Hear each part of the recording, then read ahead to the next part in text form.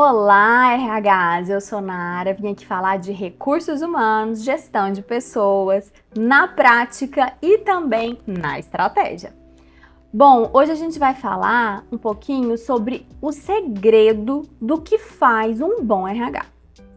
Eu sempre chamo de RH, gente, mesmo não achando que essa é a melhor nomenclatura para a área, porque é a mais popularizada, ok?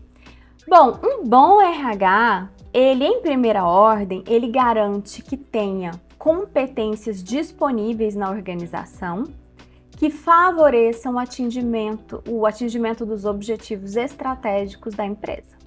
Então a gente precisa garantir que aquele corpo de funcionários, aquelas pessoas que estão trabalhando ali na empresa, elas estejam preparadas para apoiar a organização no atingimento de seus objetivos estratégicos. Em primeira ordem, é isso que a gente tem que fazer.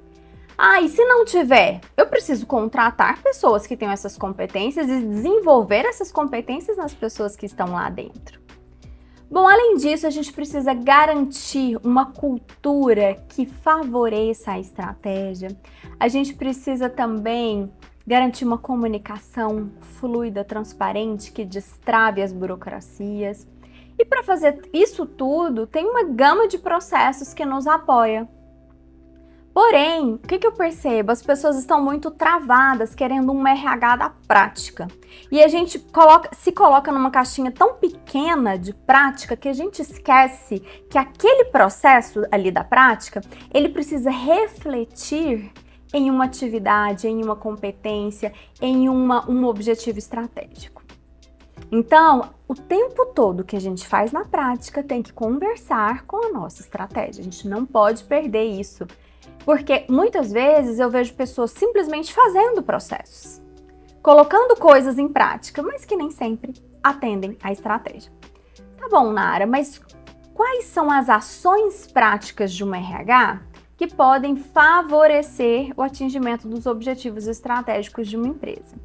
Bom, a gente tem que atuar aí na operação, na tática do RH para esse atingimento da estratégia. E o que significa isso? Significa monitorar de forma intencional e estratégica cada etapa da jornada do colaborador dentro de uma organização. O que quer dizer isso? Todo colaborador na organização, ele cumpre uma jornada. Desde o dia que ele chega até o dia que ele vai embora ou até o dia que ele muda de área, que ele é promovido. Então existe aí uma gama de coisas, né? Essa jornada que o colaborador cumpre, ela é muito rica, ela é muito cheia de questões aí, a gente precisa monitorar cada etapa. Como? Eu gosto de dividir a jornada do colaborador em algumas etapas e o RH precisa se dedicar a cada uma delas. Primeira etapa, atração e seleção de talentos. Olha só, atração e seleção de talentos, eu preciso entender qual é o perfil que dá certo na minha organização. O perfil comportamental, quais são as competências que eu preciso aqui? Eu preciso entender com que público eu devo conversar para atraí-lo para a minha organização. E preciso selecionar dentre as pessoas disponíveis aquelas que estão mais dentro do que eu procuro. Essa etapa, gente, ela é motivo aí, ela tem pauta para muita conversa. Não vou me dedicar a falar exatamente de cada etapa da jornada, só quero colocá-las, né, de forma macro, falando de todas elas. Mas o primeiro passo da jornada do colaborador é realmente a seleção. É quando ele entra, é quando ele começa a entender, procurar, pesquisar sobre a empresa, participa de um processo seletivo, e tem que haver uma conexão entre as duas partes. E aí sim, inicia-se a jornada formal. O segundo passo dessa jornada é um dos mais críticos na minha visão, é o onboarding, ou a integração. É quando a gente recebe aquela pessoa no nosso universo. Olha, gente, essa é uma etapa que o RH precisa acompanhar de perto, porque é uma etapa muito crítica. Tem muita possibilidade de erro ali naquele momento. Quais erros? Bom, as pessoas muitas vezes, né, no primeiro encontro, no primeiro impacto com a cultura organizacional, com como as coisas funcionam, geralmente pode acontecer atritos. As pessoas não sabem quem procurar, onde ir. Hoje eu falei numa entrevista com um novato, falei, olha, o profissional ele pode ser extremamente sênior, eu posso estar contratando um CEO, mas quando ele começa em uma empresa, ele precisa de apoio. Ele não anda sozinho. E o RH é quem dá esse apoio. O onboarding, ele deve ser um misto de uma emoção, de gerar uma emoção no colaborador novato, para ele se sentir bem-vindo, acolhido, para ele sentir que ele está num ambiente amistoso, onde as pessoas estão abertas para apoiá-lo. É também muito importante que a gente desenvolva uma estratégia de organizar as informações para quem está entrando. Eu gosto de contar algumas histórias do que deu errado, né, na minha jornada. E eu me lembro que teve uma empresa que eu entrei, e aí trabalhei durante, eu acho que eu entrei já no meio da semana, assim, e aí na segunda-feira, eu já tinha uns 4 dias de trabalho, a minha diretora na época me ligou e falou assim, Nara, por que você não veio trabalhar no sábado? Eu falei, ué, eu trabalho sábado? Não sabia disso, não sabia que fazia parte da minha jornada trabalhar no sábado. Então, olha só, um bom processo de integração, ele apoia as pessoas a se adequarem naquele ambiente. E o RH, ele, neste momento, ele é quem faz todas as conexões com aqueles novos colaboradores. Então, essa é uma etapa crítica, extremamente importante, que precisa ser olhada, ser observada de perto pelos colaboradores de RH. Uma outra etapa da jornada, que não quer dizer que seja temporalmente logo em seguida da integração, mas uma parte da jornada do colaborador que a gente precisa conhecer e se dedicar é a parte de treinar e desenvolver. Essa etapa da jornada do colaborador é extremamente importante. Ninguém vai entrar na empresa sabendo tudo, não existe colaborador perfeito e nem empresa perfeita. Então a gente precisa desenvolver. Desenvolver, gente, está para além de treinar. Treinar é um verbo utilizado que está muito relacionado ao processo. Eu ensinar a fazer um processo, ensinar a abrir uma requisição de vaga é treinar, mas o desenvolver não, é qualificar, é melhorar aquele profissional. Então, é importante que a gente tenha um rol de ações de gestão de pessoas que envolva não só treinar, muito importante a gente treinar, desde questões macro, o que essa empresa faz, o que essa empresa vende, como a gente se organiza, até questões pequenas, como que a gente faz uma requisição de material, como que a gente pede férias, solicita férias e tal. Mas também é importante que a gente tenha um rol de ações de desenvolvimento. Ações de desenvolvimento envolve feedback, envolve conversa one-on-one, envolve olhar no olho, envolve avaliação de desempenho muitas vezes, então, mentoria, processos de coaching, é a gente apoiar aquele colaborador para ele entender os gaps ali que existem, né? Entre o que ele entrega, entre o que ele tem de competência desenvolvida e o que ele gostaria de ter, o que ele poderia ter, o que poderia apoiá-lo a ser um profissional mais qualificado, com entregas melhores. Então, toda essa parte de treinamento e desenvolvimento é uma ciência e é muito importante que a gente se dedique a pensar sobre isso. Porque na jornada do colaborador vai ser muito importante que ele se dedique a ações que o faça crescer enquanto profissional. E aí a gente tem uma gama de coisas, como eu disse, né? Questões técnicas, questões comportamentais, questões de adequação e conscientização na empresa. Então a gente precisa ter toda uma curadoria de conteúdos, do que é importante que eles saibam e de quais as melhores formas, as formas mais didáticas de oferecer esses conteúdos. Bom, a gente tem uma outra etapa da jornada do colaborador, que é a gestão do desempenho. Toda empresa contrata pessoas esperando boas entregas. Se eu contrato um padeiro, eu espero que ele me entregue o melhor produto, o melhor pão. Se eu contrato um analista de sistemas, né, um desenvolvedor, eu espero que ele me entregue um sistema funcionando bem, usando as tecnologias disponíveis. Então, eu sempre espero entregas. Às vezes elas são mais tangíveis, outras vezes menos tangíveis, mas eu sempre espero entregas. E a entrega parece que é algo concreto, óbvio, mas não é. Eu preciso gerir o desempenho das pessoas. Gerir desempenho é ver como elas estão entregando.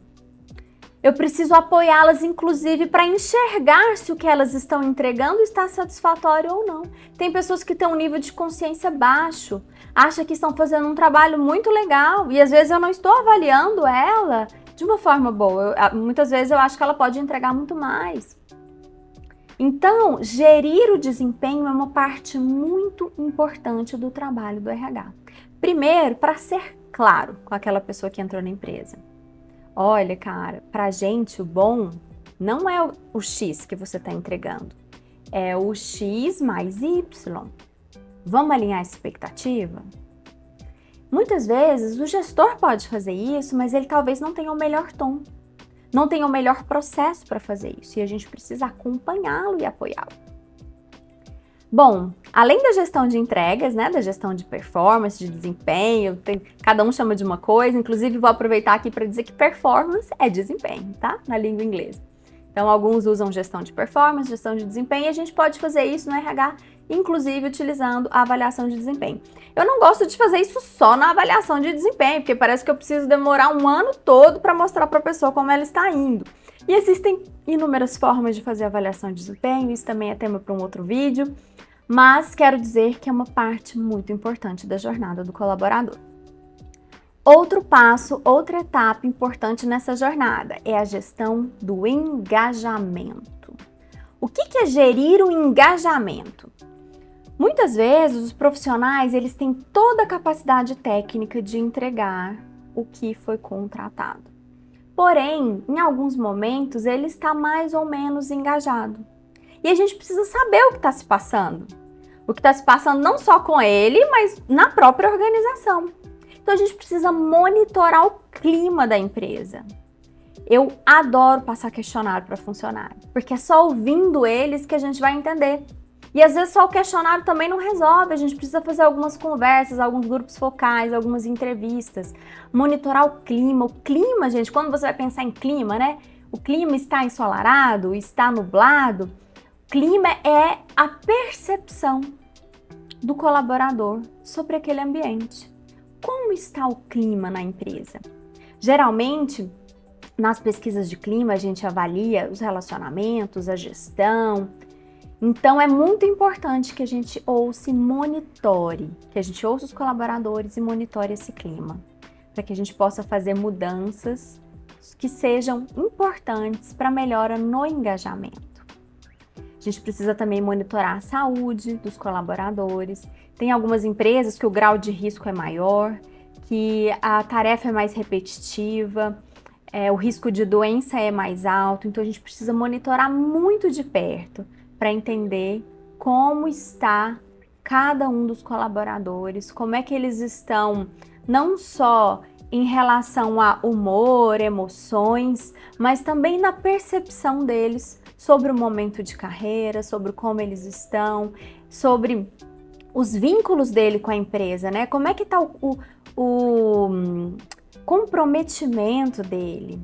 As pessoas, geralmente, elas se comprometem com ambientes que elas entendem ser justos. Como é que está a percepção de justiça dessas pessoas? O que a gente tem feito na prática que tem gerado uma percepção ruim de justiça? A gente precisa ouvir a gente precisa conhecer essas nuances dos comportamentos para a gente conseguir melhorar o engajamento das pessoas no trabalho.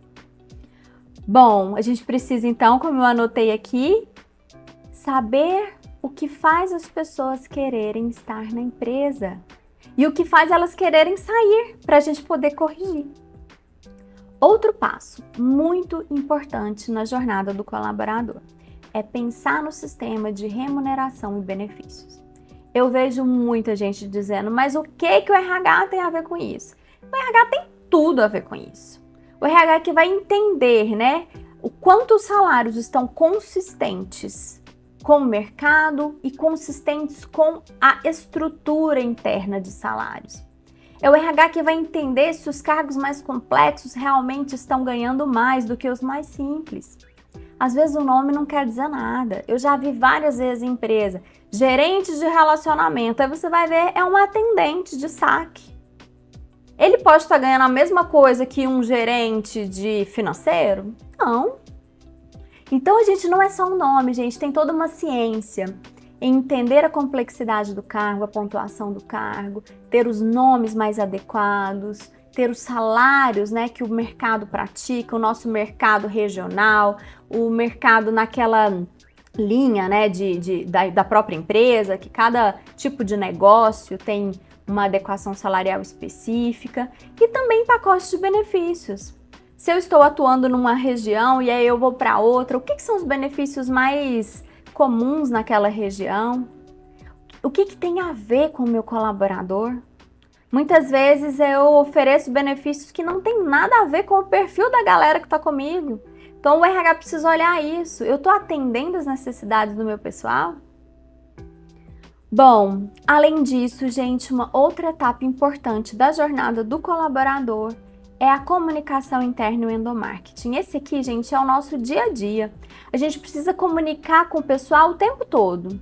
Galera, tá fechando o banco de horas. Pessoal, a gente vai ter o pagamento do bônus tal. Galera, o nosso jornal tá saindo aqui com as notícias internas. Tem vaga aberta, tem vaga interna, né? Seleção interna aberta, a vaga é essa. Gente, a gente fez uma festa ontem para comemorar isso. Parece que quando a empresa é muito pequena, isso é muito óbvio. À medida com que ela vai crescendo, ela vai tomando uma proporção que as coisas não chegam em todo mundo. Então, o RH precisa pensar nesses veículos de comunicação. Quais são as melhores formas? Outra coisa, qual que é o melhor tom? Muitas vezes a área de marketing fica com isso, mas o marketing ele está acostumado com um tom com o cliente.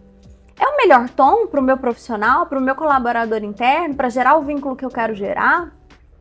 Então, gente, a gente precisa pensar nos canais para a gente se comunicar de forma fluida, transparente, passando a mensagem cultural e o tom que a gente deseja para o nosso colaborador.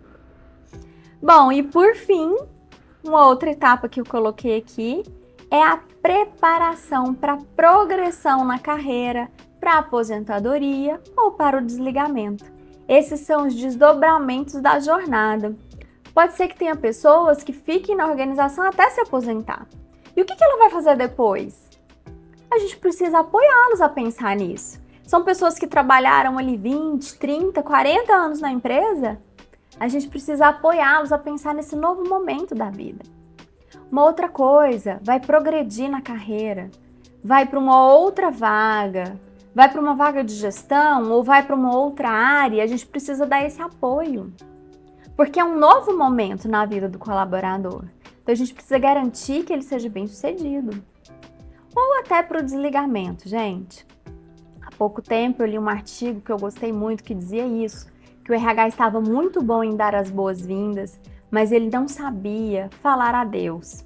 E é importante que a gente saiba falar adeus de uma forma ética, de uma forma digna, para que esse ciclo do colaborador seja finalizado da forma menos dolorosa possível. A gente sabe que o contrato de trabalho é passível, né, de ser extinto, de ser interrompido a qualquer momento por qualquer uma das partes. Mas isso tem que ser feito da forma mais tranquila, da forma mais, como é que eu posso falar? Sem calor, né? E demonstrando toda a gratidão pelo período em que o colaborador esteve na empresa. Então, gente, basicamente, como é que a gente faz a estratégia de gente? Pensando nisso tudo, em toda a jornada do colaborador na empresa. Eu digo que essas são as etapas de operação do RH. Além disso, a gente faz uma parte imensa de business partner, né? De apoiar o gestor e ainda de apoiar a estratégia. Pensar na estrutura de gente, pensar nos diferentes momentos, pensar em ações pontuais específicas para garantir intervenções em problemas que estejam acontecendo e que estejam sendo mapeados nessa jornada. Olha só, gente, trabalhar em RH é realmente um desafio.